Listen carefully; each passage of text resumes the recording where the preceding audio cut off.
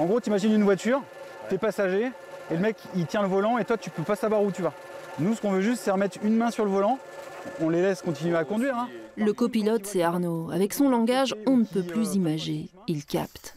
Son souci à lui, c'est de porter la voix des gilets jaunes partout, sur piste, plutôt bitume et rond-point, et hors piste, balisé comme ici. C'est pas une manif, c'est une information, monsieur, une information. Même si, visiblement, pour certains, la piste jaune n'est pas encore labellisée. Toute personne doit savoir ce qui se passe actuellement en France par rapport aux gilets jaunes. On dissipe les interrogations et on écoute les bonnes idées des gens. Ça va être diffusé à la télé, messieurs, dames, exactement. On est là pour expliquer aux gens en fait un peu ce que les gilets jaunes ils font dans la rue. Pédagogie à ski et suivi en plus. Il ne perd pas le nord, Arnaud. Lui, le gilet jaune bourlingueur, arrivé en Haute-Savoie en 2010, après une petite tournée en Europe. Je suis un peu le vacherin fribourgeois dans la fondue.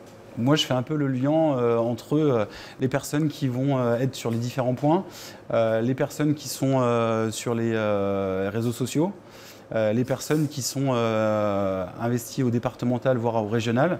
Et mon but, c'est que tout le monde entende parler de tout. Dans le département le plus attractif de France, mais là aussi, où le coût de la vie est très élevé, où les écarts se creusent de plus en plus. Il y en a qui sont frontaliers, qui ont honte en fait de venir nous voir en nous disant « mais moi je suis bien loti ». Mais on lui dit « mais c'est pas le problème du salaire, le problème c'est les règles du jeu qu'on veut changer ». On en a marre de subir ce qu'on nous envoie en haut sans qu'on puisse rien dire. On ne veut pas l'augmentation du SMIC, on veut la baisse des taxes. On veut savoir comment l'argent qu'on leur donne est utilisé.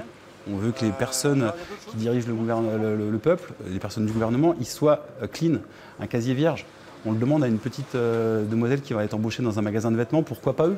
Écriture du RIC, droit de succession, récupération politique et syndicale, allègement des cotisations.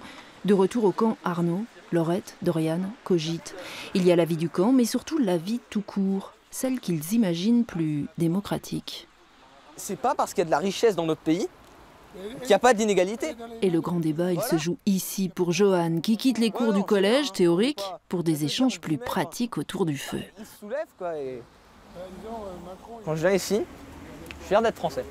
Enfin, je suis fier de vivre en France. Parce qu'avant, je me disais, blabla, la France, c'est pas un pays ouf, c'est pas un peuple ouf. Mais là, quand je viens là, quand je vois les gens qui discutent avec l'esprit français, en gros, je suis content. Cet esprit jaune qui de jour comme de nuit les réunit, c'est cette main tendue qui les fait vibrer tous.